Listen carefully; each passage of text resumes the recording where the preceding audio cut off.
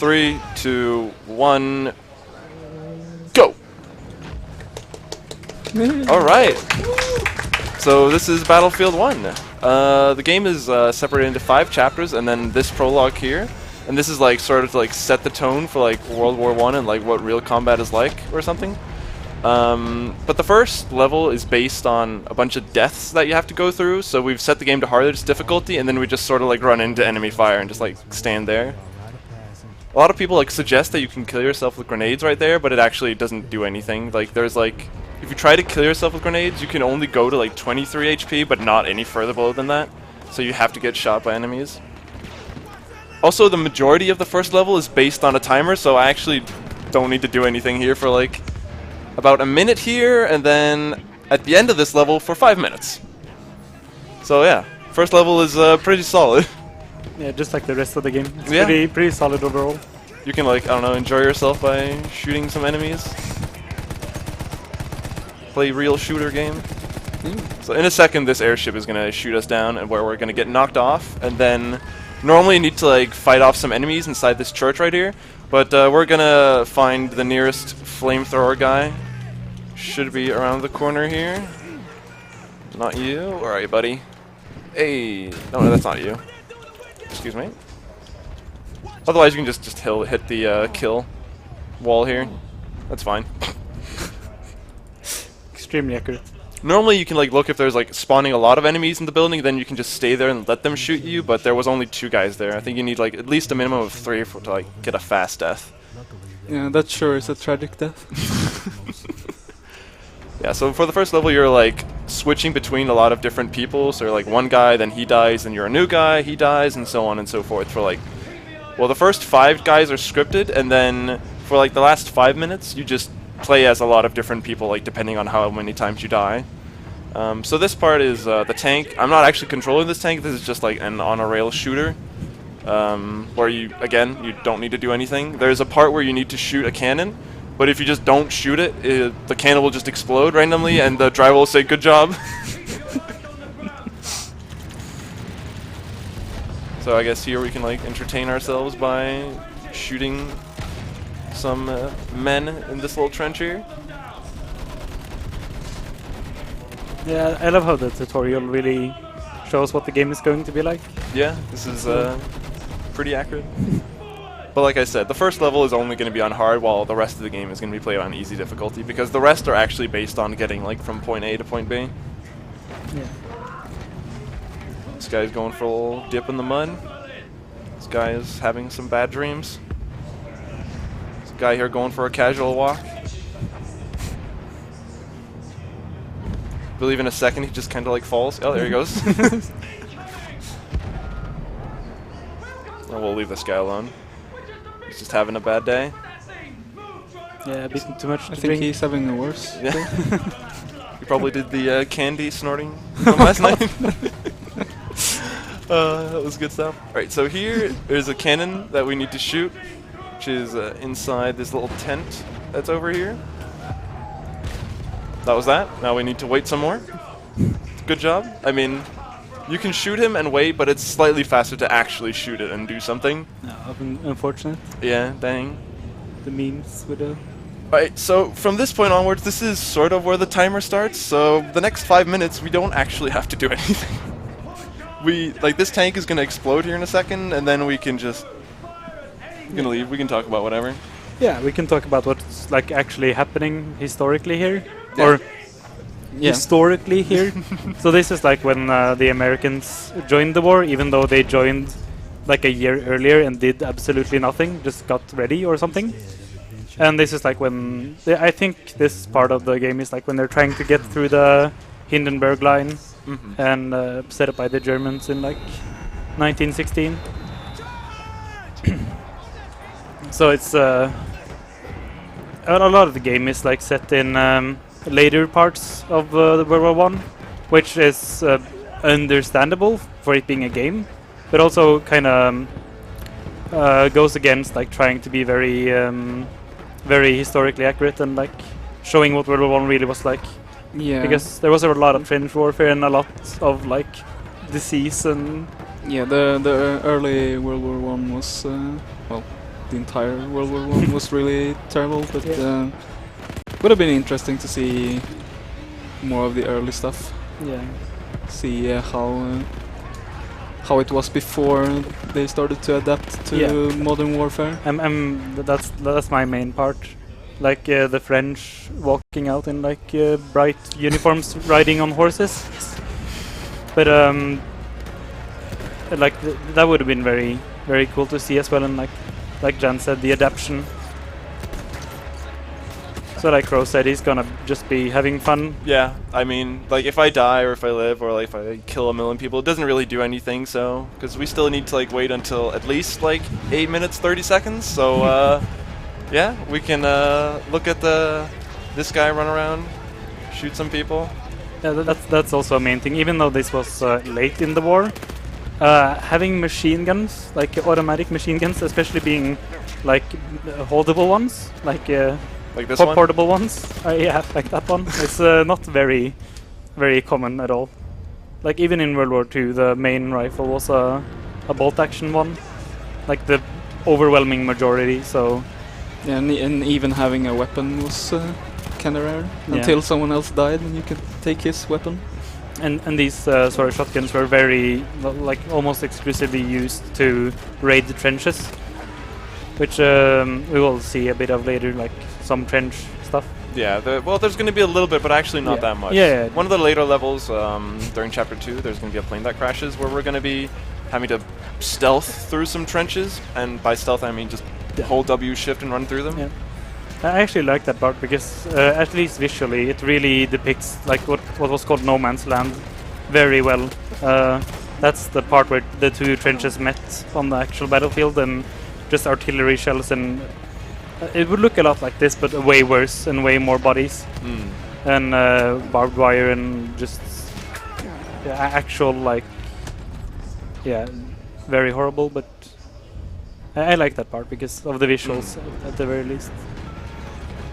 One thing that you can actually note about this beginning area is if you die enough times, they actually will run out of names to display, so it'll just be unnamed soldier. Seems like a pretty funny thing, like how they couldn't just add some more names. Just put some names, just any name. But I guess they probably didn't like expect people to like die that much. But it's only like if you really just like run in there. Oh, what? Okay. But yeah, we also like showcase some of the special enemies, like this guy, for example, the flamethrower guy. He's like the main guy that you really utilize here in the beginning of the speedrun to like die as fast as possible in like 2 of the places. But otherwise, for the rest of the game, we're gonna see him a couple times. There's also some other guys, like the heavy guys, which wear like basically power armor and like run around with like, what is it, like 200 kilogram LMGs at the same time, and they don't break a sweat. It's pretty good. They're extremely historically accurate. People were more like athletic back then, surely. I mean, there weren't video games, so they just had to exercise. Very true. That's how that's the only entertainment. Yeah. Carrying around very heavy stuff. Alright, That's so my favorite type of entertainment. Alright, we're approaching the 8-minute 30 mark, so now I'm actually like going to be actively trying to die, because it's like after a certain timing, then that's when a certain death will trigger the last life, which will then be based on a timer where it'll then end the level. So from here on, we're just going to try to die as fast as possible. Oh, nice, we got it. Alright, so here everything's going to be in slow motion. My HUD is gone. Everything's going to be very dramatic. The music is building up. There's people running around screaming. And then here in a second, we should get stabbed by a man. And he just stabbed me through that other guy. Alright, but that was the first level. It's the best level. Yeah. So here there's going to be a very nice, long, unskippable cutscene, which is also pretty good. This is basically a cutscene that's like supposed to, again, set the tone for the game and like how the war really was. But then the last half of this cutscene is going to be just random clips from all other cutscenes in the game. So a lot of the clips you're going to see here in a moment are just going to pop up a little bit later. Most cutscenes are skippable though, but they're also based on a load screen, so that means you can first skip the cutscene when the game is done loading, which, if it's on SSD, you can go a little bit faster. If not, you get a little bit more story, I guess. So a part to mention there, You can see that our the character in the cutscene was an African American, and in World War One, those soldiers would be split up in their own groups and fight like on their own and have like a African American commander and everything because of how it was back then. So I don't remember if that's actually like shown in the starting. It's not shown, but you get like these small like achievement style things, which give you like small information bits and like historical, factual stuff. Like so, if you like get 10 kills with the shotgun, then it'll like unlock some fact about the shotgun, or if you beat a certain level, it'll talk about that area and that time, stuff like that. It's actually kind of neat if you're interested in the story. Yeah, I totally agree. That's like a good thing. So if you really wanna, you can like just read up by reading the stuff inside the game. Right, so here we get into the actual first chapter. Very soon, if the loading is done. There we go. Which is this one, Through Mud and Blood, where we play as a British fellow who's going to be a tank driver. So there's going to be 5 chapters, each where you play as a different person from a different place. The first 2 chapters, well, the first one being like the main tank section, the second one being the plane section where you're going to be flying around, and then the last 3 are basically like foot soldier missions. So again, it's going to be a little bit of backstory. There is a little bit of this before every chapter.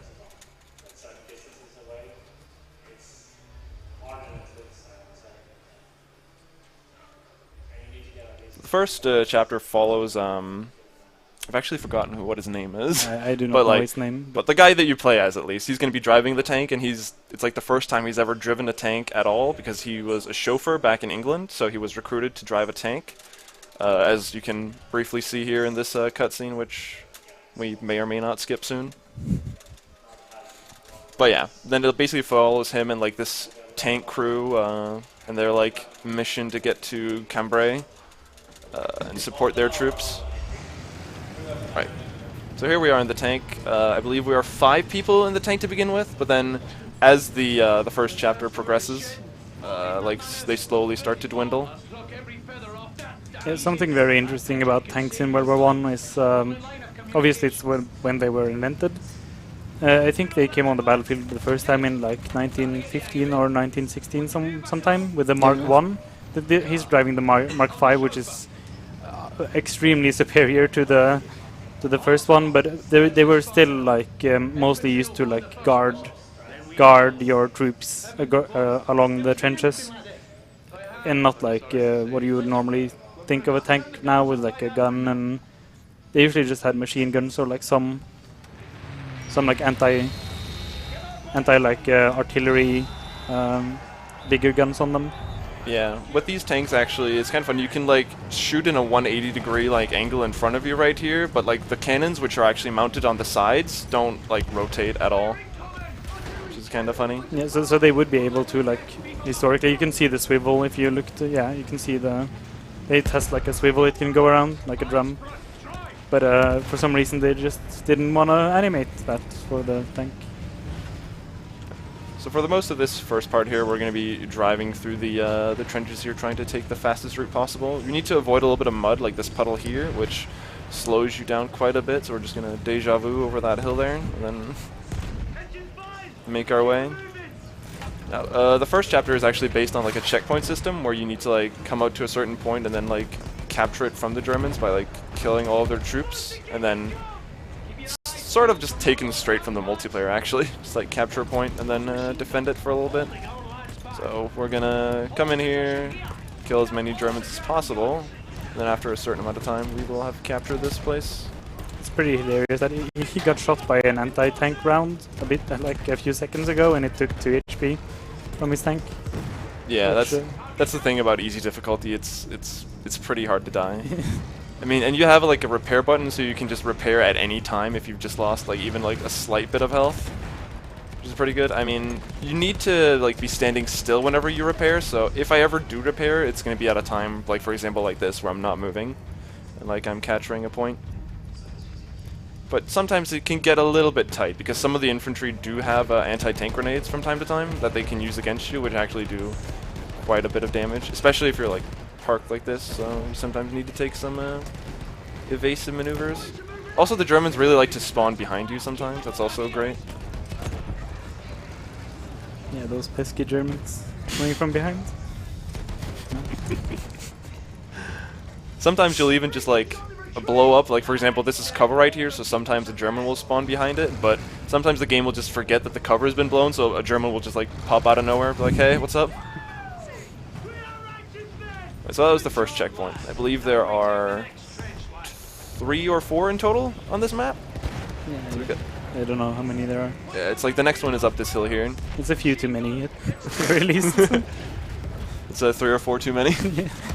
Any. Yeah, here you're just gonna make up your way up this hill, shoot this bunker. The cannons are probably like the biggest enemy for the tank chapters because they do quite a bit of damage. And then a little bit later when we actually see some other tanks as well. So for most of this part you're just like scanning around looking to see where there are enemies and kill them as fast as possible. This is one thing we can really already tell, like, is how nice the game looks. They did a good job at like making it look very gritty and. Yeah, DICE is really good at making games look visually very pretty. Yeah. And their physics engine like does a good job at like making it feel, I don't know, real. Alright, we've almost captured this point here, and then there should be one more up here where we're going to be attacked by a tank. There's a German that spawned behind me. Where the hell did he go? There he is.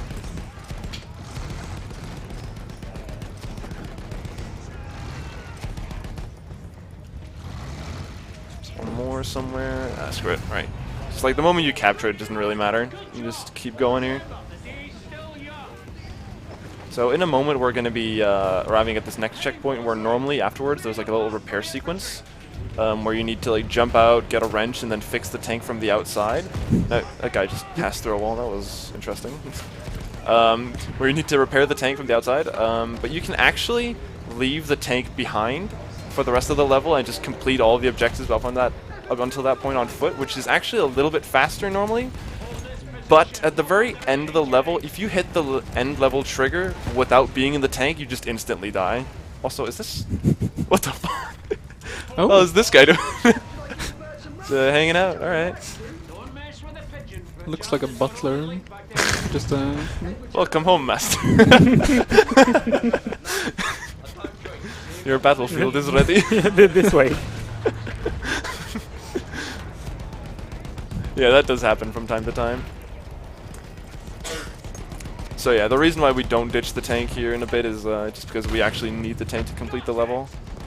So even though there's a lot of spots like this is probably a good time for a donation if there is one. Yeah, if you have one, just go ham with them. 1 or 5,000. Can you repeat once from the whole marathon?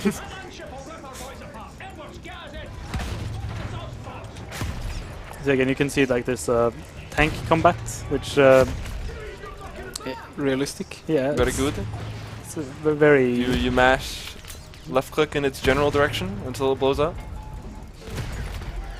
And those German tanks, I forget their name.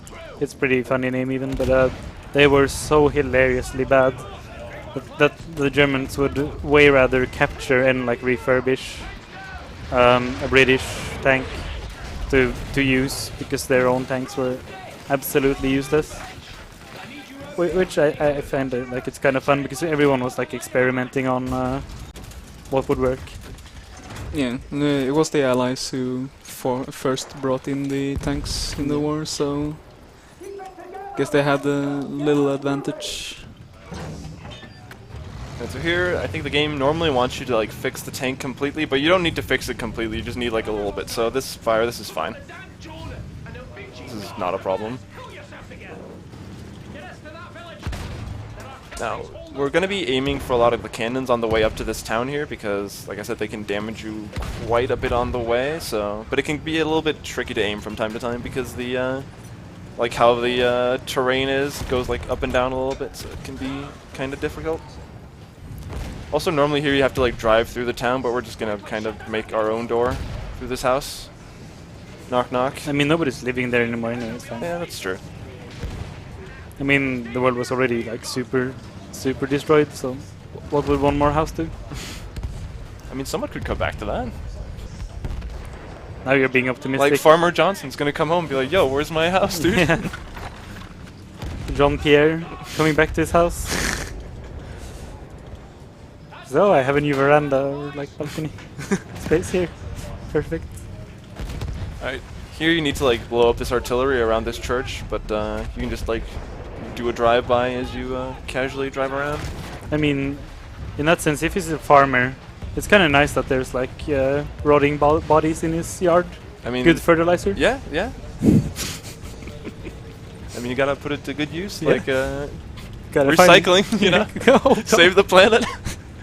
Gotta find the positives in everything Adds to the flavor. of the ground. Oh no, yeah, to the crops. Yeah. Oh, it's dark, dude. Alright. I mean, we already know that there's vampires in World War One from an earlier game in this marathon, so Oh yeah. I mean, it's still perfectly historically accurate. Also, I think one of the lighting settings is kind of fucked up because all the barbed wire is just sparkling. It's fine. They had like disco lights. Oh yeah, look at the tracks on the tank as well. It's Hey. pretty good. Wait, there are some guys here. Oh, it's there. Bye. So like World War One actually happened in the 70s, and there's a disco going on.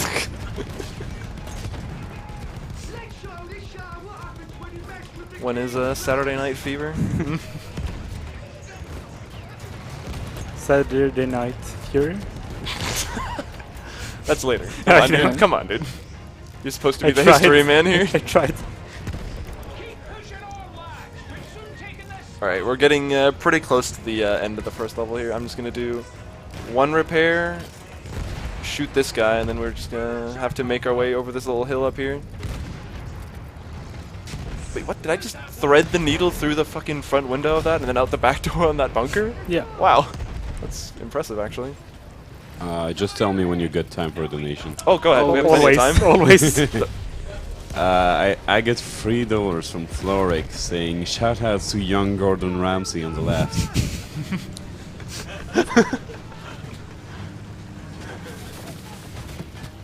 I don't think he's heard that one before.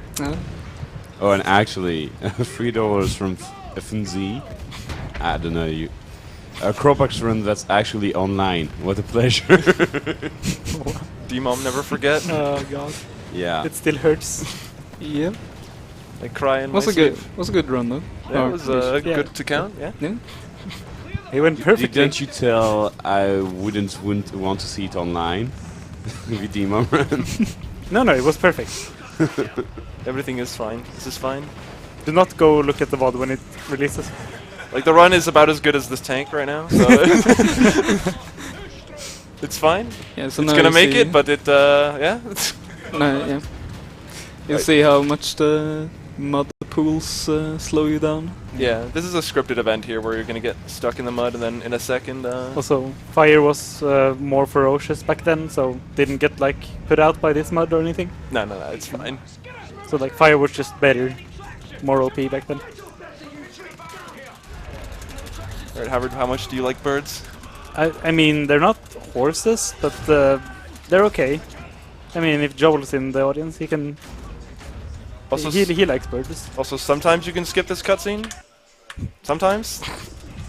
I guess Fine, we're- it's a good cutscene. I guess we're watching it. That's fine. Yeah. Okay. You can sometimes skip it. I guess it's glitching out right now, but So it turns out that guns there you are go. loud. I didn't know that before.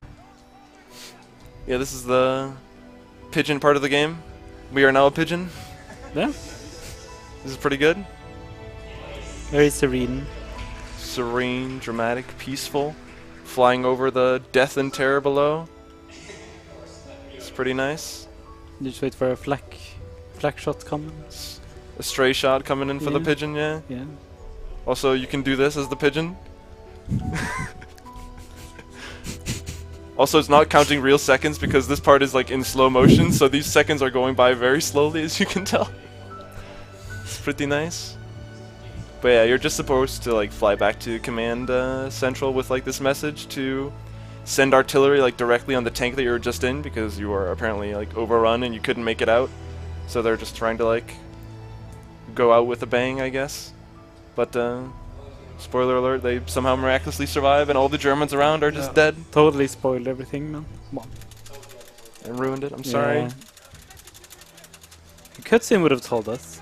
That's true. Cutscenes are great in video games. They're not intrusive or annoying or... Dun, dun, dun.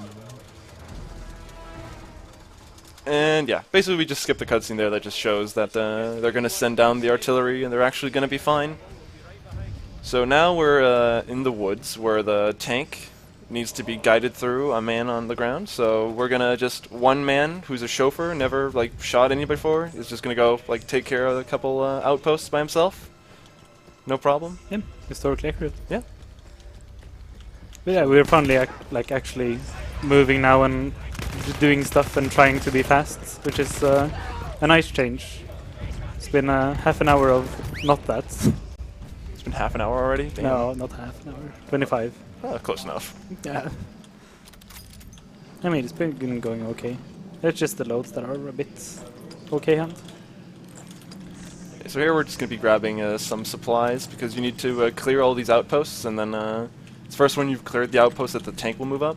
There's some of the outposts where the tank will move with you and then also take care of some of the enemies, but if the tank takes any damage, then you optimally want to try and fix the tank before it gets to the end of the outpost, because otherwise you're just going to stand at the end of the outpost and be like, ah, I'm damaged, please fix. And also he just sometimes stops and then moves again and drives through that, that's fine. So, routing in like what supplies you need or want is like a really good part of the game. Yeah, we're mostly going to be going for shotguns and fully automatic weapons because those are actually really good. I would go for like the semi-automatic bolt action stuff because those are mostly one-shots, but I suck at aiming, so we're not going to go with those. We're going to go with the spray and pray. Gotta play some more PUBG. There's a little bit towards the end of this level. There's like a part where you need to defend an outpost from like I believe it's 4 tanks and 2 jeeps. Or not jeeps, like armored trucks with a lot of infantry in them. So we're going to be picking up the dynamite from earlier, and then a little bit later we're going to be picking up an anti-tank rifle that can just one-shot armored trucks and 2-shot tanks. It's pretty good. As you can see, Germans were totally blind. Also historically accurate. They had like mud in their eyes and... Yeah, I mean, it's foggy, look at this. Yeah, I mean, they can't see anything. Yeah, glasses were expensive, so... I mean, they couldn't even make glasses because no more metal to make guns.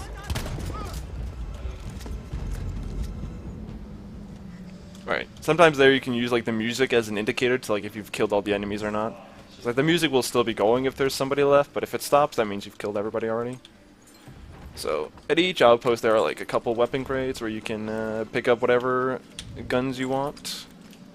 Get some more wrenches that you spawn with, very good. Get some more dynamite. So again, routing in like when you can do this the fastest way in. Yeah, you typically want to like clear all the enemies and then pick up all the stuff while the tank is taking 50 years to get here. I really enjoyed the later level where you is it the last level where you shoot the train? Yeah, that's the very last Yeah, level. I really Don't spoil it. Yeah, Oh no, there was no shooting of it. what? No? No. What? No. Train? Oh, No. what? No. No trains. There's horses though. That's true. Yeah. There's also going to be horses in the next one. Oh, so look forward to that. It's going to be pretty spicy. Oh. Tell you what, glad you're on our side, Edwards. At least like they acknowledge here that you're sort of like just a killing machine. It's like, damn, you're pretty good. No promotion though, no race. While waiting for the tank, can we plug in a donation? Oh yeah, Absolutely. Go ahead. $10 from Jolnir saying, "Is that a chicken I'm seeing?" Oh wait, it's just a stupid pigeon. Yeah, chicken master race.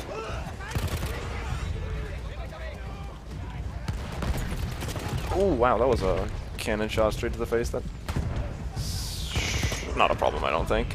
Health regen is, thank God, a thing in this game. Sometimes you can just like get shot by a cannon shot and a grenade at the same time, which can be pretty unlucky, but it'll just instantly kill you sometimes if you're unlucky. Where am I? Yeah, the explosions can sometimes be a little bit over the top, so you're sort of confused like where you even are. I ask myself the same question. Ask where you are in the middle of explosions all the time. Oh yeah, well, I meant more like in the right Just now. in general. Yeah. But yeah, that was a good example of the tank getting one hit in where I went to fix it before it reaches the end. Just so we skip like a little bit of dialogue where he's very upset. Yeah, I gotta get that very technical repair in. Like just The advanced strats. waving the wrench in somewhere close to the tank. Like this is fine, there's fire in it. I mean, it's Everything's blown historical, up. like Yeah. magic, right? It's very That's how they historic. did back then. Yeah. That's how Wand. they fix stuff. It's a wand. I don't remember seeing any metal wands in Harry Potter. No, but in Necroation. Oh, that's true. Yeah. Oh, yeah. We're historically accurate. Yeah. Oh, yeah. No bad on that one, Edwards. We're nearly out the woods now. Alright, so here we're gonna make him start his little dialogue here, and then when he starts saying that, we're gonna run out into the this area here. This is normally how the game like stops you from running into an area you're not supposed to yet, but because the area is gonna progress in a second anyways, you can just sort of like run out into it and then hopefully perfectly time it with being able to run across. Also, this Quick area. donation. Yeah, go ahead. $10 from It's Nomi saying, "Hey guys, nice to see like everyone on stream right there.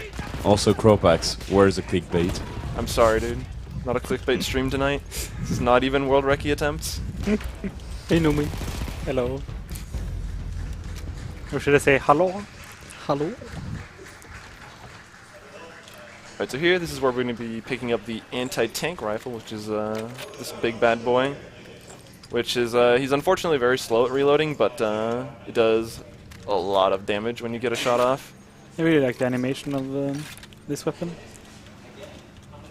We're going to be saving it mostly for the infantry. There's like one part later in the game where we get it, where we're going to be using it for some heavy units. So for this base here, there's one tank you can sort of see in the distance parked up on that hill there. There's like a guy standing out in front of it. So if we like alert this base, he's just going to immediately run into the tank, which we don't want because then we also need to kill a tank. Ooh, did we trigger him?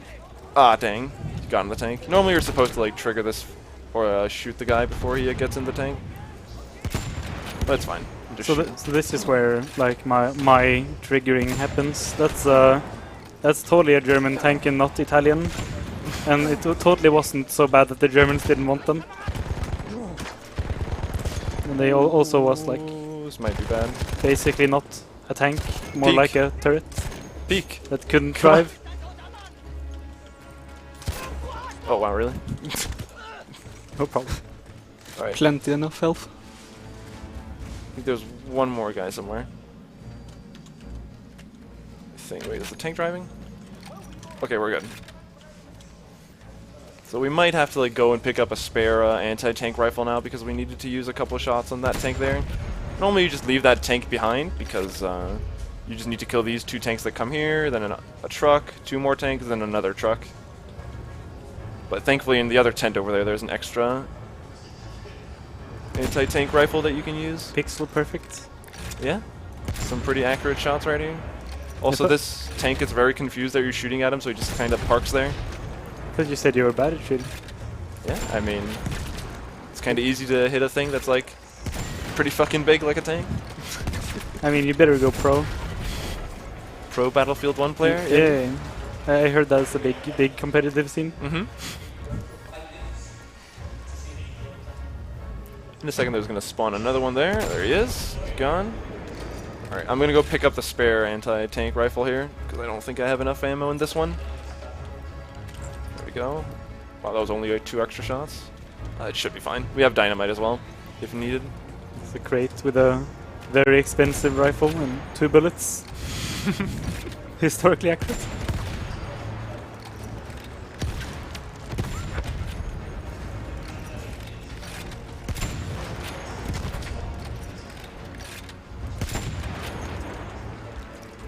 Catch. Hello? Okay. He didn't care about that. He didn't There you catch. The wrong language. How do you say catch in I German? have no idea. Maybe Finzi can donate and Yeah, tell us. Finzi, save us. Alright, so This is gonna be the Or know me for that matter. Oh yeah, anybody really. Yeah. Who's Mo-Man when you need him? There's no one when you need him. Alright, this is going to be the next level, which is the night level, where the tank breaks down, where we need to go get some extra spark plugs, which we're going to steal from a German base, where we're going to ride out of the base on a horse. You normally need to like stealth inside, but that's kind of slow, so you just sort of run in there, take the spark plugs, and get out of there. I love how you're in the British tank, but you're running to the Germans to steal their spark plugs, because everybody had universal spark plugs. Yeah. I know that they're supposed to like have them. I think the story behind it is because this was normally like a British town, but then the Germans took it and they're using the British tanks. Yes. So like there's a cutscene where it's like, oh no, they're painting our tanks. Yeah. Motherfucker. So the only problem with that is that they would use a lot of time to make the tanks drivable, or like get it back to base, make sure it works, and it's not very smart to send troops into a tank that may or may not work. That's fine. It's fine. Don't worry about it. Especially like a very expensive machine on the front line. With the engine out of the tank. It's pretty good. No problem. No problem. I mean, It drive, it shoot, it's good, Yeah. it's tank. this isn't really front line though, so it makes sort of sense, but Also, I thought we set these settings to ultra. This is very not good. no, it's fine. It's fine. Doesn't make a difference for me. I just hope we get some similar soldiers like last time. Ooh, dang. If you get shot while picking up the spark plugs, then it cancels the animation. So right there, I tried to see if I could pick them up without getting spotted, but sadly I couldn't. You totally cancelled the animation and you had to get 2 here. That's what happened. Yeah, it was strats. It's like if you just take it out and like as you're like putting it into your pocket or whatever, if you just get shot, it's just nah, can't do it. Gotta put it back. Magic. Like, I'm sorry, German man. Yeah. Excuse me for taking that. I realized my mistake.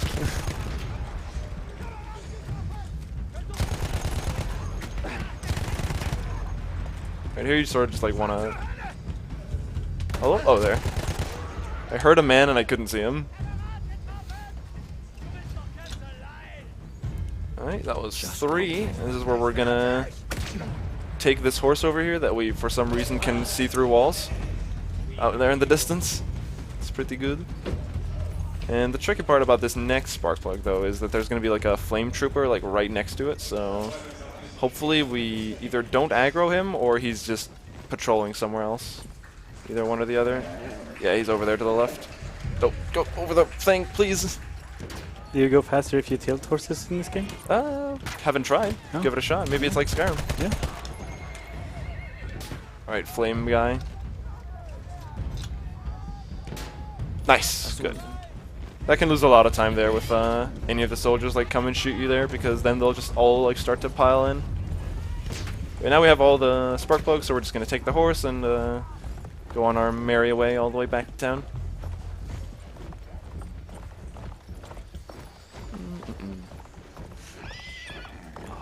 Beautiful noises. Clop, clop.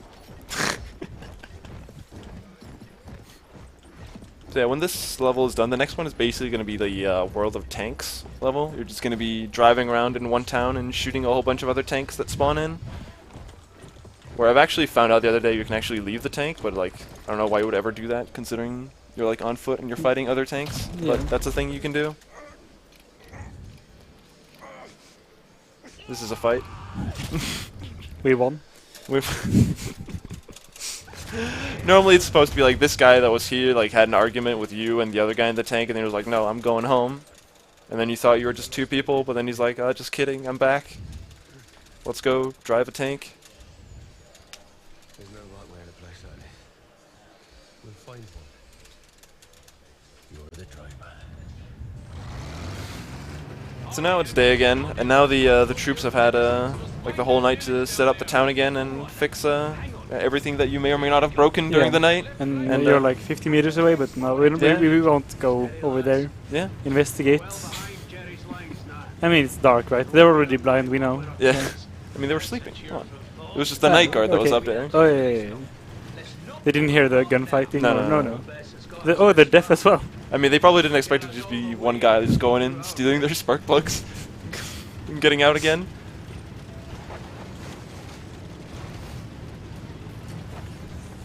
Normally you're supposed to drive through the town here where there's like a whole bunch of cannons and like, I guess, an ambush because they expected you to, I don't know, come back again during the day. So instead of fighting you while you're sleeping, they would rather sleep themselves. Yeah.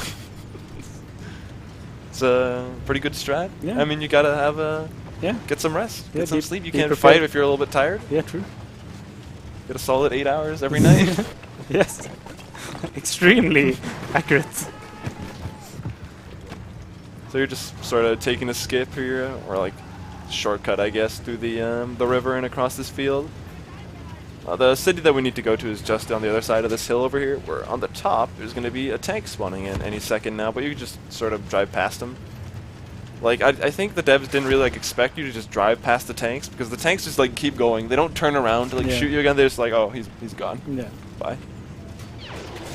Can't catch him. Also, this guy's a great shot. Gun ready. Oh, we hit him. Damn. Oh, come on. Sometimes you can like just get stuck on small ledges, which is a little unfortunate, but hey, it's the way of things. There's a tree. Alright, there's the town down here. Now, I have managed to soft lock here once for no apparent reason. Like, the quest just didn't continue, so let's hope that doesn't happen. Dice, please. It's only been once, though, out of my, I don't know, very many, very grinded out runs that I very optimized. A lot of time spent. Mm-hmm. So here you want to like shoot this tank like as you're driving into town.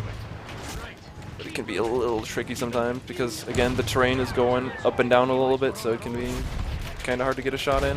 And when you get shot, you can see his camera is like sorta freaking out.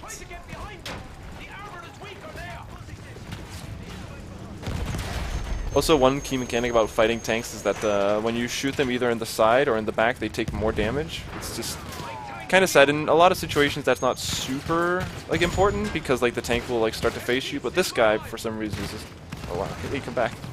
That's actually accurate, though, so that's good. Yeah, it's Have armor in the front Wait. where you're getting shot from. asshole. Come here. I'm sure you're Hello? really busy. There you go. But always time. will a Always time. donation do? All right, go ahead. Okay, I just got $5 anonymous saying Vice City PogChamp, and a reminder we still have $22 to go until we get. I got to do the SSU in the Vice City run, which is not really a run, more like a glitch showcase. So if you want to see that, definitely donate, please. So just so you know, I have can- something to read. You can put the money that was donated in my run towards that. Yeah, thanks. winner's choice. No problem. Vice City and glitches are truly something. And so right here, there should be one more tank in this town somewhere, although I can't really find him. Oh, there he is. Yeah, these tanks just sort of like drive around wherever the hell they want, so you're just kind of like looking around for them sometimes. Because sometimes they just like to park in a garage and just like sit there, not really doing too much. So again, that's the Renault F1, and it's it's less of a tank and more of a very bad car. It's a slow bad car with the tracks instead of wheels, but it couldn't go off road anyway. So it's Nice. yeah. You just wanted it to look cool, sort of like make it look like a tank. But the fun part, it's the first tank with like one of those swivel turrets, so they truly were ahead of their time. Alright, here I'm gonna see if I can snipe these tanks driving towards us in the distance. Not so Oh, close. Did you hit the pole? I don't know. It looked like it hit, but I didn't get a hit marker. There we go.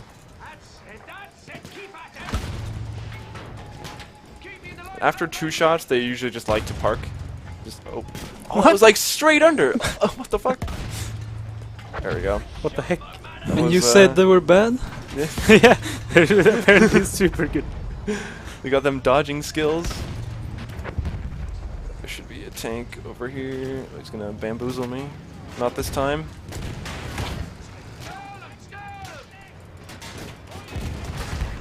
Okay, there should be one here as well, and then there's one out in the field still that we need to take care of afterwards. So yeah, shooting them in the front takes normally 3 shots, but if you can get both shots either on the side or in the back, it usually, depending on if you like get the correct angle, you can take them out in 2 shots.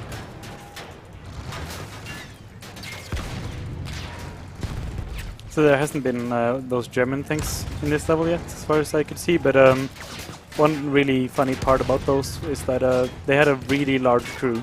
Like some of them, I think they have 20-man crews. Yeah.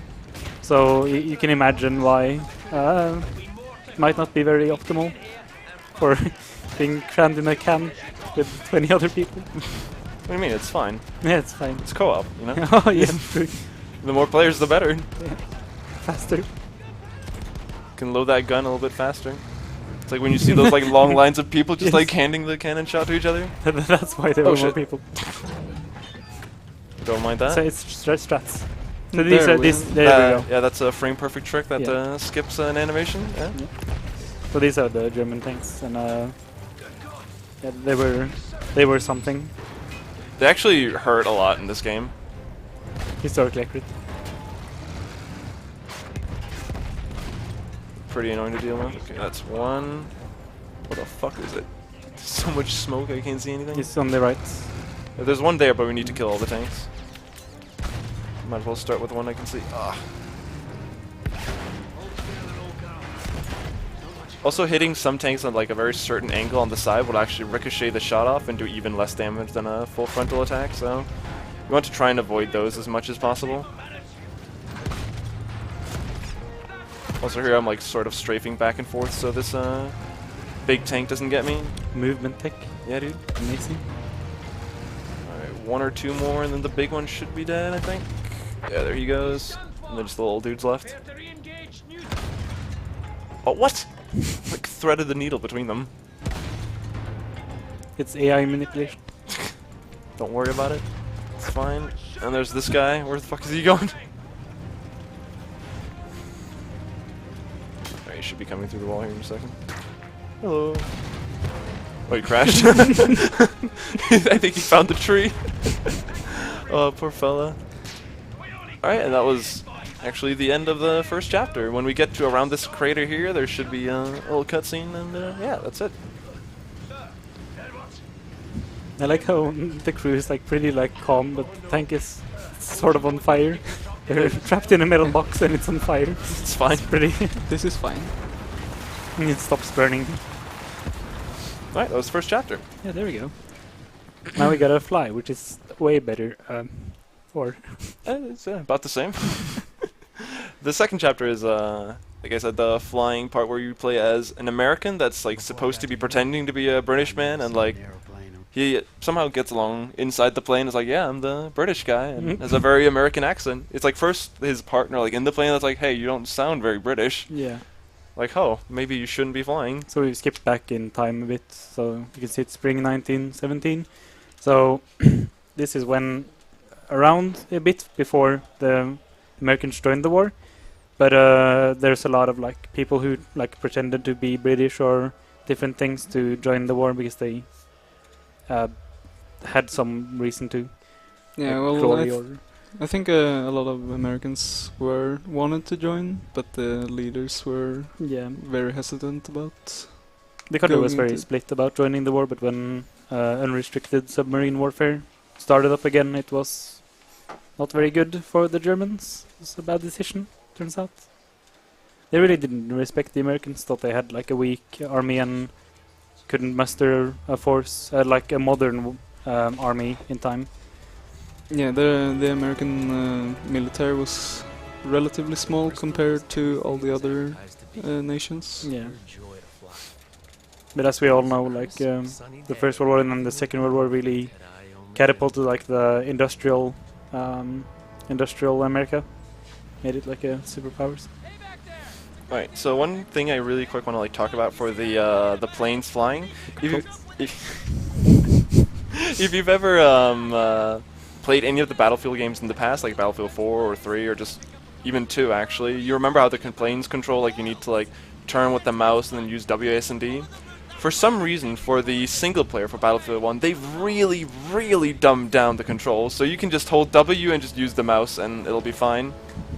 but like normally you need to do some pretty accurate movements in the multiplayer to like do this properly. So like I kind of want to do a barrel roll heal, but I can't because dumbed down controls, which is great.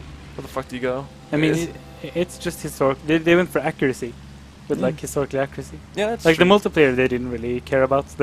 It's the single player that's the main focus of this Yeah, game. exactly. Yeah.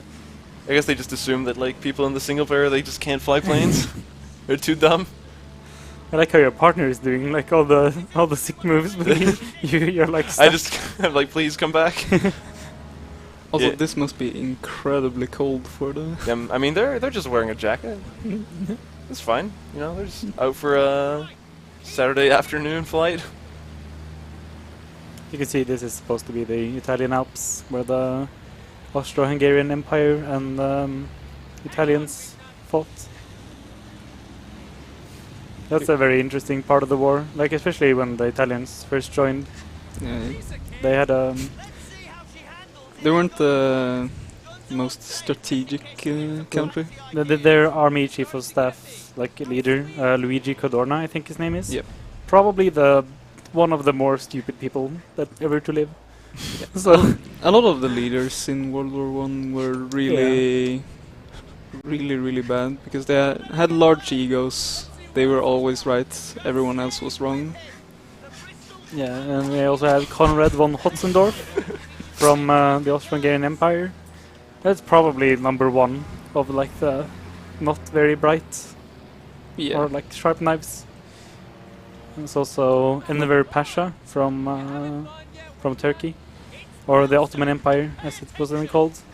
Sent a bunch of like I think it's 500,000 troops against the Russians in the mountains next to Armenia and stuff, and sent them in summer gear up in the mountains, and they all died from cold exposures. That was pretty. World War One is pretty extremely dark, especially compared to other wars. So it's sort of unfortunate that World War One always gets the like when you think of like war, it's always World War Two. But there's a lot of like there's a lot of learn, like not only from like life but like war and everything from World War One. World War One was really brutal in the actual fields. A lot of experimenting with new weapons yeah. and. Like for example, these rockets on the plane. Yeah, These are pretty historically good. accurate. Yeah. These are pretty good.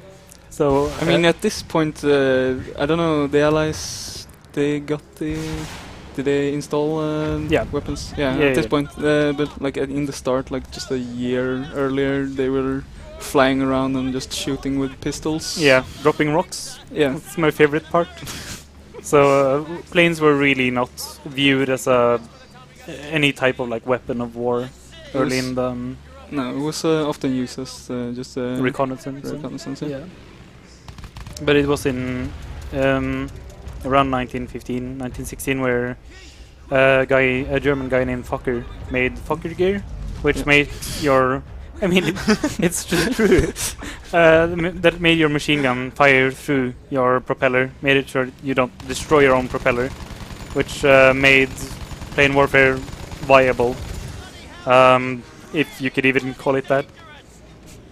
It's actually really scary. Like the average life expectancy for like a new British pilot was like 3 weeks Yeah. or something. It's extremely brutal.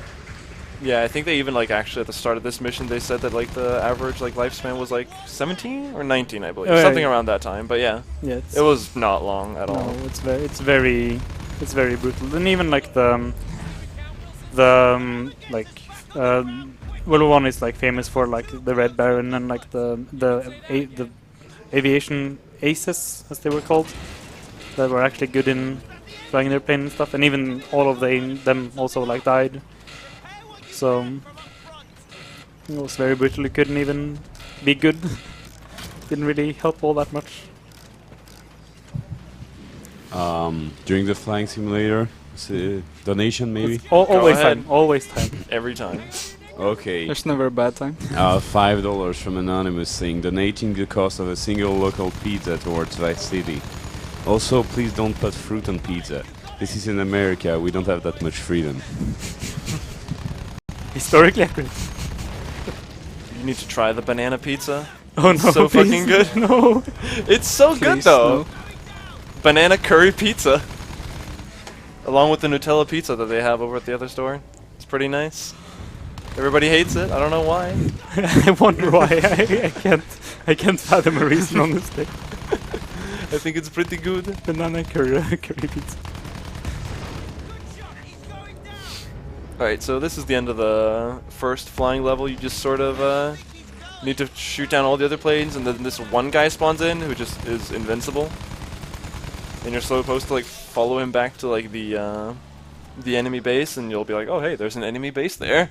So we sort Better of go fly back and tell the our allies. So we sort of covered it in like the other missions, the AI in the game. But I really enjoy these planes, kind of like flying upside down and Doing sick tricks. yeah.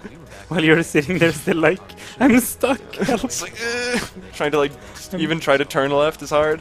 Oh, See, exactly the AI is, it's Yeah. pretty perfect. yeah. Also in this mission, they really like to kamikaze you sometimes. yeah. So you'll be turning to like shoot something else, and all of a sudden a plane will just fly into you, and you'll get like stuck together for a moment. Then the other one will just explode, and you'll be fine. It's pretty good. Yeah, but this mission is sort of an escort mission. Like, the beginning you need to like shoot a couple of balloons here, and then afterwards you need to take out some ground targets. After that, a couple bombers are gonna spawn in, where you're gonna have to defend them, where they're gonna need to make their way over to the base so they can bomb it. But I've never tried actually failing it. Like, even if like 3 or 4 bombers don't make it, like you can still do it because they do a shit ton of damage each. It's like just having every plane survive the first wave just takes like 3/4 of its HP. So like you can 2-cycle this pretty easily. Yeah. This fight. So yeah. Again, these mean- rockets make Yeah, like the ones that had bombs, they just had them like in the cockpit-ish, and then just dropped them from the side of the plane instead, while flying over. so these rockets are perfectly fine. Nothing historically inaccurate here. Oh, there's 2 there. Think I got him? Oh, nice. All right. So this should be where the bombers spawn in, if I'm not mistaken. Yep, here they come. So yeah, the rest of this level is just shooting, or not shooting the bombers, protecting the bombers, and that's about it, really. Shooting the enemies that spawn in. Make sure that like Yeah. not every one of them dies. So Yeah. that it doesn't. You have can't to- like just fuck around. Yeah. So So you that need it, to actually shoot a little bit. yeah. Because if it's the 3-cycle, how much time do you lose from? If you do 3-cycle it, might even be a minute actually. Yeah. So he really wants to actually take down these planes so that his bombers survive. Yeah, you don't want to like slack off completely, but like I said, even if you like miss a couple times, like just dick around a little bit, you'll still lose like a couple bombers, but even that will still be enough to make it. Alright, is there any more? You need to focus on the planes that are like chasing the bombers. I hope we get some kamikazes at some point. Please no. They really like to kamikaze you, so like your plane just like fucks up and just crashes into the ground, so you need to restart. I really like the like this chapter of the game where it probably has like the best sequences of events happening that might happen soon, maybe. Yeah, if you mean the no man's land where you need to like crawl Oh, through the trenches. That as well, but I meant more the maybe they're gonna do something on a double blimp, maybe. Oh yeah, that's the end. That's also oof, that's a pretty juicy. that's a classic. Yeah. But the No Man's Land I actually like because of the aesthetics is okay.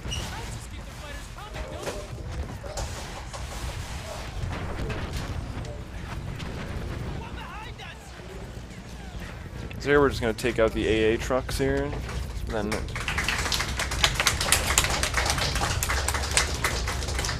things are happening. Yeah. So you can see the health of the fortress at the very top there. You see that there's a bit of health left to Yeah. take care of. But even like 1 or 2 bombers should be enough to take out that fort, so Yeah. Should not be a big deal. Alright, there's one plane left here somewhere. It's that guy. It's a very specific plane you need to shoot. All the other, that's whatever. Alright, here come the bombers. Second wave.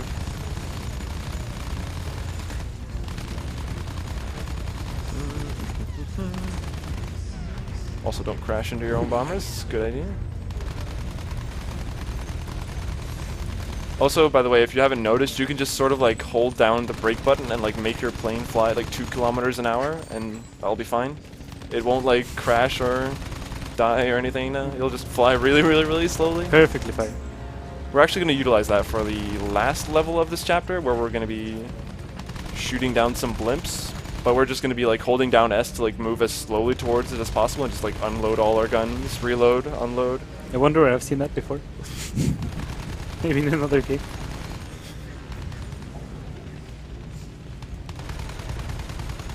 Alright. Now I just need to avoid crashing because we have like 6 bombers on the way or something. So please no kamikaze here at the end. Did you Come on. You can't even maneuver straight.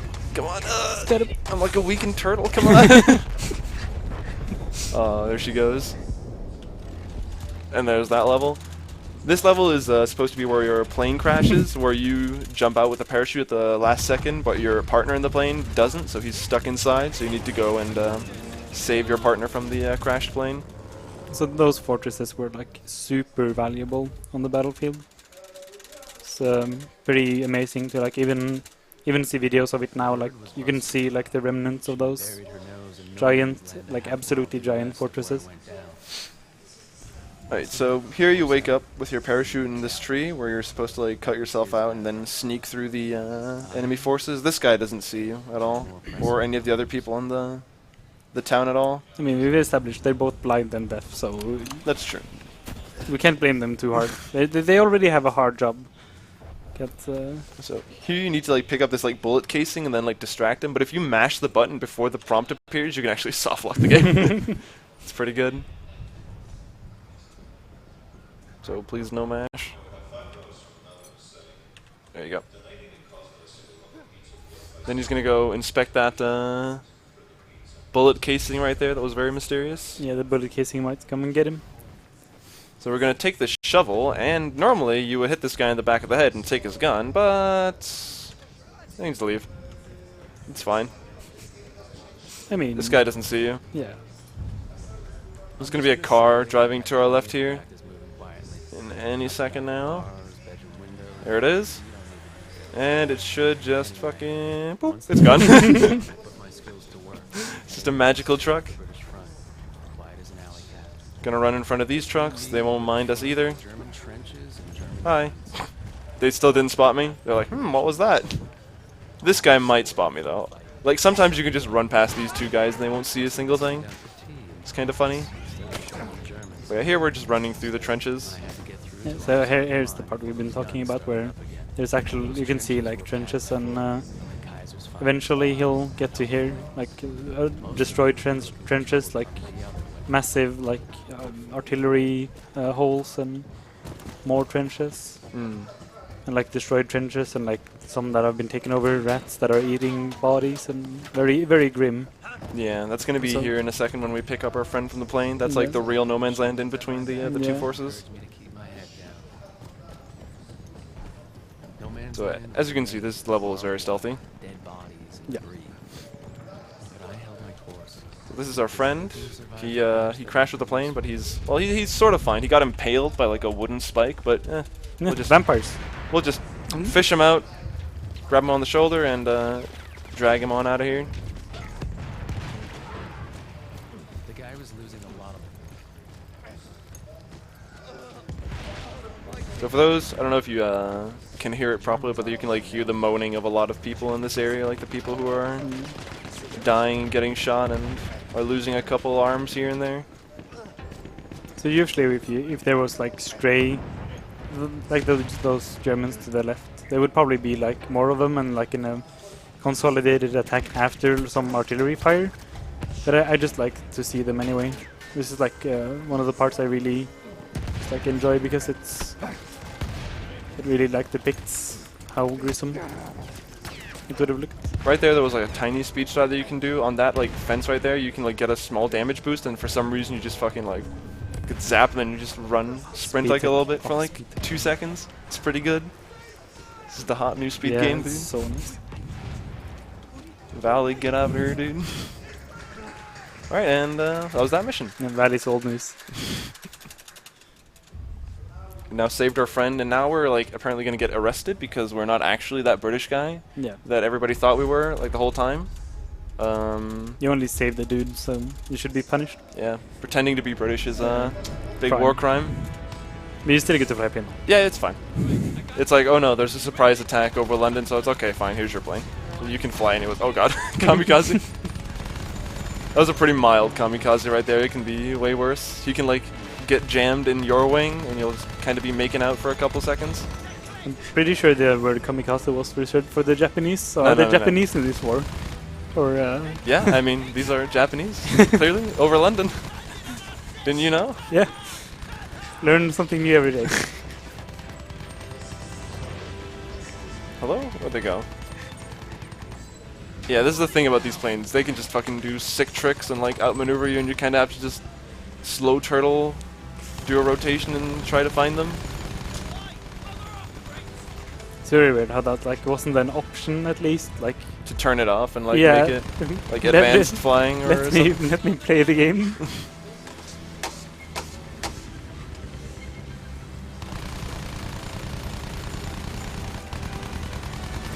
Alright, and then there should be one guy left way over here. Ow, someone flew into me.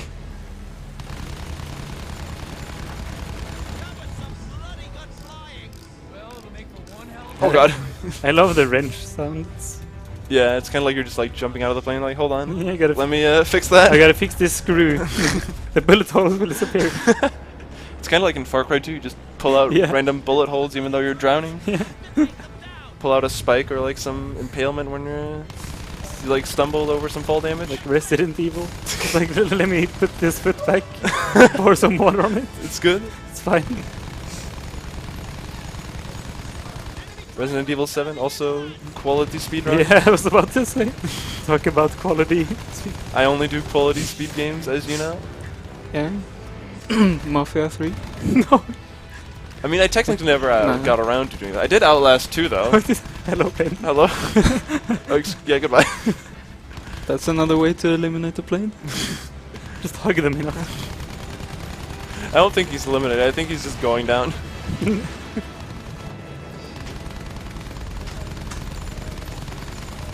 As you can see, the other planes are also cheating by barely flying. Not very fast. There's one bomber like right behind me. Let me do a little fast U-turn. Oh no, wait, that's one of the fighters. Dang. How are they? Oh, there they are. You can also use your missiles for this part. Oh god. To eliminate these bombers, but they don't actually do very much damage against the other bombers, and they're also kind of hard to hit because, funny enough, there's no lock-on system, sadly. So yeah, using the machine gun is just way more optimal.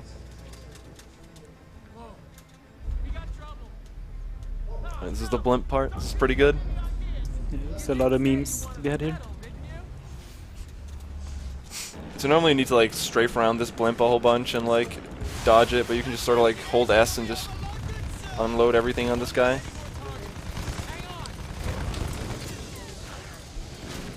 Wait for your gun to cool down, unload again.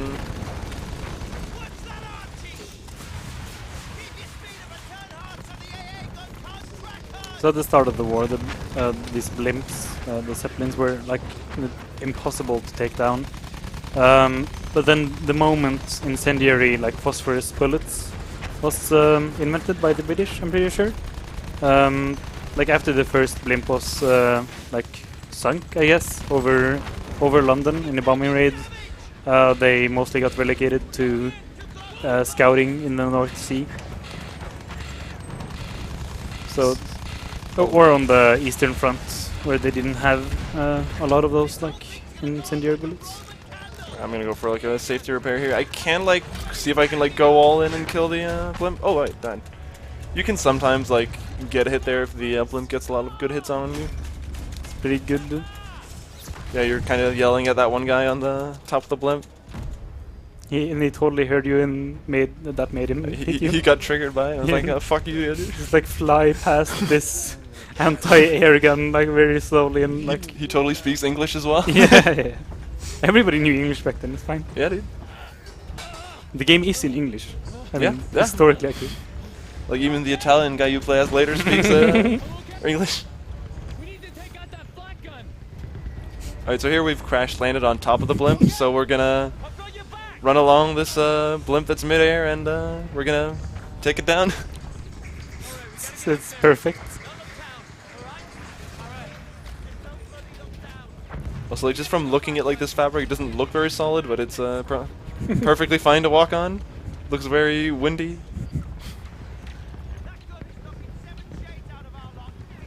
I mean, the Germans were very advanced with their material making here. So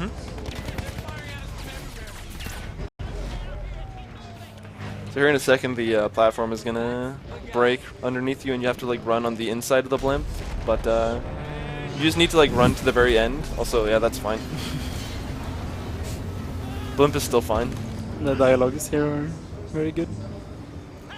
especially like this dialogue coming right here. Find a way back up top. I'll head around to the flak gun. Okay, I've got this. Man. I like the 1 second pause before he says "man." So here you just run through the entire Zeppelin here, or blimp. Run to the very end, and then at the very end we're gonna get that one guy that we yelled at earlier. He was kind of an asshole. Every German on this damn balloon. Just had to shoot us down, so we're gonna go put a single bullet in him. Don't care about his friends though. See if we can snipe him from here. Oh dang. There you go. It's pixel perfect, so it's fine. Yeah. Need a lot of practice for this game. At least 300 hours of grinding for that one trick. But so here there's some pretty good voice acting as well. Come and get it. My name's Clyde Blackbird. I'm a pilot. I'm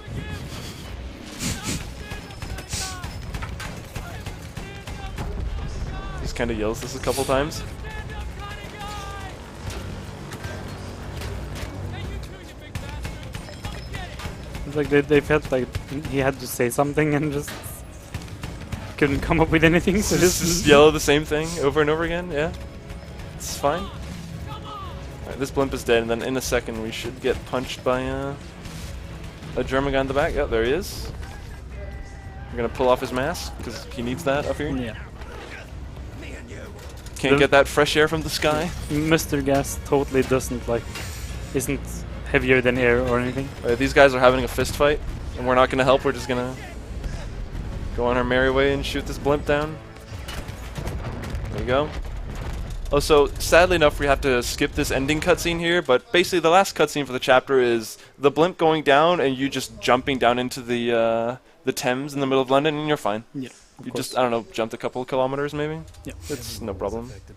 I mean, water is soft.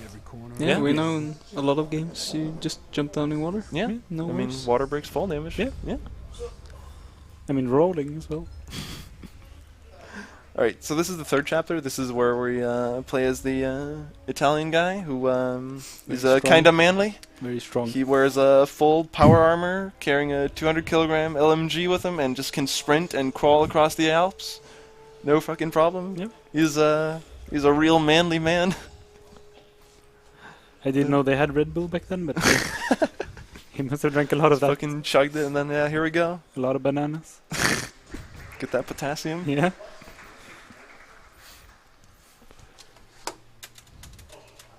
And, like, the way that he tells this story is like from his point of view when he's like an older man-ish, and he's like telling it to his daughter like way later, after the war was ended. Oh, that's why he's so strong. It makes sense now. It's fictional. Wait, really? I mean, it must be. Yeah. That's the only Story. thing that makes a bit of sense. But yeah, here is the Italian man in his Fallout 4 power armor going into battle.